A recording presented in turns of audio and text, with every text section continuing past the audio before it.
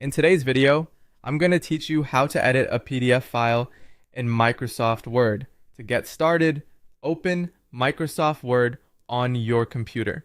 Once Word is open, you'll begin by importing the PDF you want to edit. Go to the File menu, then choose Open. From there, browse to the location where your PDF is saved, select the file, and click Open. At this point, Microsoft Word will usually display a message letting you know that it's going to convert the PDF into an editable Word document. This is completely normal. Word is essentially transforming the PDF so you can work with the content more easily. Go ahead and click OK to continue. Now give Word a moment to complete the conversion. Depending on the size and complexity of the PDF, this may take a few seconds. Word will try to preserve as much of the original formatting as possible, including text placement, headings, and images.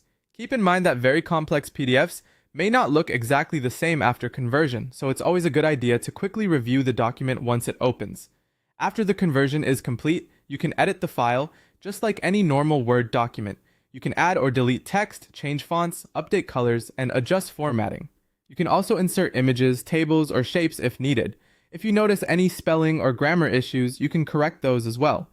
And if the layout needs improvement, you can rearrange sections of content to better fit your needs. Once you've finished editing, you have two options for saving the file. If you want to keep working with it as a Word document, go to File and then Save As. Choose the location where you want to save it, select Word document or docx as the file type, and then click Save. This is useful if you may need to come back later and make additional edits. If you want the final version to remain a PDF, go to File, then Save As again. Choose your save location, and this time select PDF from the Save As type list, then click Save. This will create a PDF version of your edited document that's ready to share, upload, or print.